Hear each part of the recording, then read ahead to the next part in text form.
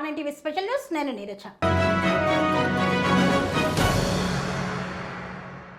ఇప్పుడు ప్రపంచవ్యాప్తంగా భారత ప్రధాని నరేంద్ర మోదీ యుద్ధ వ్యూహాలపైనే చర్చ నడుస్తోంది.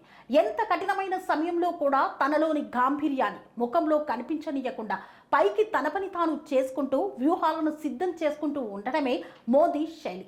అవతలి వారిని మాట్లాడనీయడం మోదీకి తెలిసిన మరో విద్య. అది చెడు కానంత వరకే మోదీ భరిస్తారు. ఒకవేళ అవతలి వాళ్ళ నుండి ప్రమాదం పొంచి ఉందన్న సమయం మాత్రం మోదీ వ్యవహార శైలిలో భిన్నంగా ఉంటుంది. ప్రపంచవ్యాప్తంగా విశేష అభిమానం సంపాదించుకున్న మోదీ యుద్ధ వ్యూహాలను చూసి ప్రపంచ మిలిటరీ వ్యూహకర్తలు, విశ్లేషకులే నివ్వెరపోతున్నారు.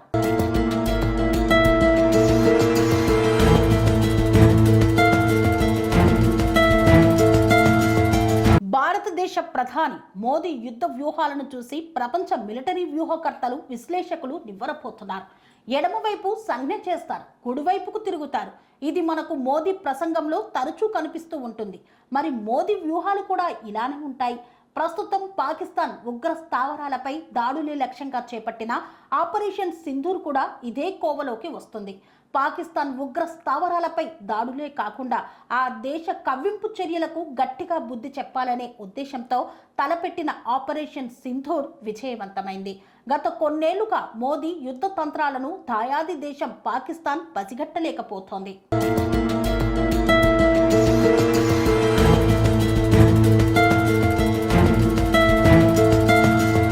బాలాకోట్, ఆపరేషన్ సింధూర్ రెండింటికి ముందు ప్రధాని మోదీ బాడీ లాంగ్వేజ్ బహిరంగ ప్రదర్శనే కాక ఆయన ప్రసంగాలు కూడా ప్రశాంతంగా కనిపించాయి.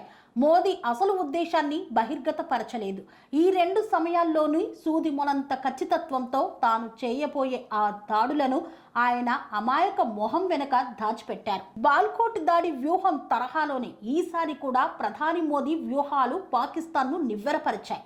దాడికి ముందు ప్రశాంతమైన బాడీ లాంగ్వేజ్తో, మాస్టర్ మైండ్ యుద్ధ తంత్రంతో ఆపరేషన్ సింధూర్కు ముందు ప్రదర్శించిన వైఖరి, బాలాకోట్కు ముందు ఆయన ప్రదర్శించిన వైఖరి పాకిస్తాన్ను అయోమయంలో పడేసింది.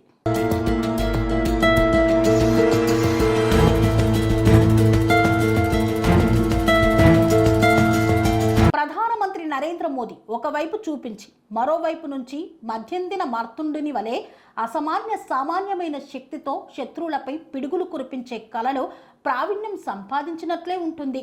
2019లో బాలాకోట్ దాడులకు ముందు ఆయన ప్రయాణ ప్రణాళికలతో పాటు ఆయన ప్రసంగం, ప్రస్తుత ఆపరేషన్ సింధూర్ సందర్భంగా ఆయన వ్యూహాలు, యుద్ధ తంత్రంలో మాస్టర్ క్లాసులు శత్రువును అచేతనం చేసి మూగపోయేలా చేశాయి.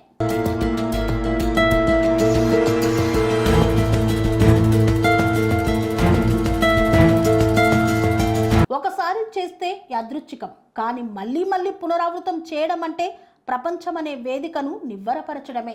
ఇది మోదీకే సాధ్యమైన యుద్ధ తాండవం. అన్ని నిస్సకోచంగా చెప్పడం.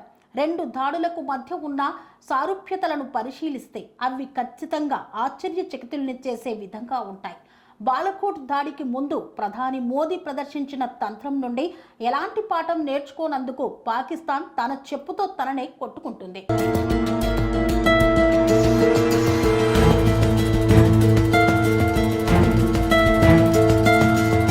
2019 ఫిబ్రవరి 26న తెల్లవారుజామున భారతదేశం బాలాకోట్పై దాడి చేసింది. కానీ ఆ దాడికి ముందు 48 గంటలు మోదీ షెడ్యూల్ అంతా యథావిధిగా జరిగింది. ఫిబ్రవరి 25న ఆయన న్యూఢిల్లీలో జాతీయ యుద్ధ స్మారక చిహ్నాన్ని జాతికి అంకితం చేశారు. భారత సాయుధ దళాల పరాక్రమం గురించి ఆయన మాట్లాడినప్పటికీ పాకిస్తాన్ ఖైబర్ పఖ్తూన్ఖ్వా ప్రావిన్స్లోని జహీదిస్ట్ మౌలిక సదుపాయాలపై రాబోయే దాడి గురించి ఎటువంటి సూచన ఇవ్వలేదు. ఇక మే 6వ తేదీ రాత్రి 9 గంటలకు భారత విమానాలు బయలుదేరడానికి సిద్ధంగా ఉన్నప్పుడు ప్రధాని మోదీ న్యూఢిల్లీలో మీడియాతో మాట్లాడారు. భారతదేశం యొక్క ఆకాంక్షలు, అభివృద్ధి, ఉగ్రవాదానికి వ్యతిరేకంగా దాని సంకల్పం గురించి మోదీ మాట్లాడారు. ఆందోళన సూచించే ఒక్క ముడత కూడా అతని నుదుటిపై కనిపించలేదు. ప్రసంగంలో సందేహాస్పదమైన అంశాలను ఏమాత్రం చోటివ్వలేదు. తుఫాను ఎదురైనప్పుడు ప్రశాంతత, అగ్నిగుండంలోనూ ధైర్యంగా నిలబడగలగడం గొప్ప నాయకుడి లక్షణాలు. అవి మనస్తత్వవేత్తలు అంటారు. ప్రధానమంత్రి మోదీ నాయకత్వం వారు సూచించే నాయకత్వ అంచనాలకు సరిపోవడం చూసి వారు నాయకత్వానికి ఇచ్చిన భాష్యం సరైందేనని భావిస్తారు.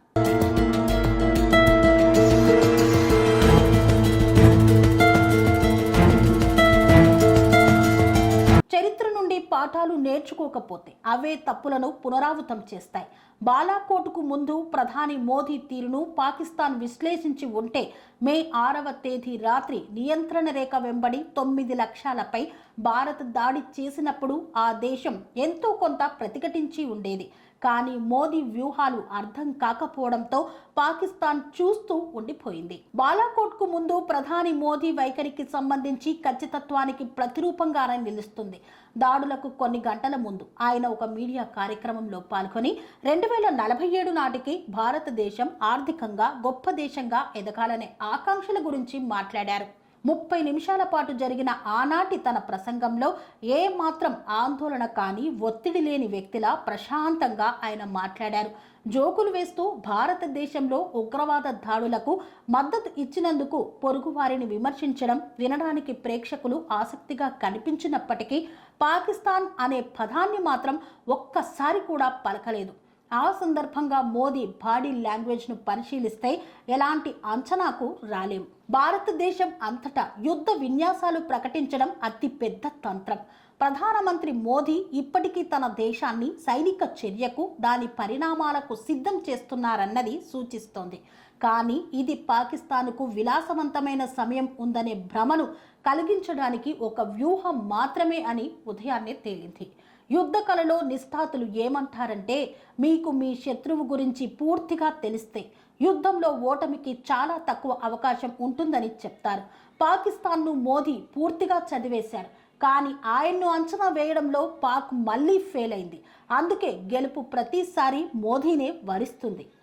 అనురాగానికి అమ్మ ఆదర్శం, ఆరోగ్యానికి Sri Sai homeo stores and clinic. అనుభవం, అర్హత, అంకిత భావం కల డాక్టర్లచే చికిత్స.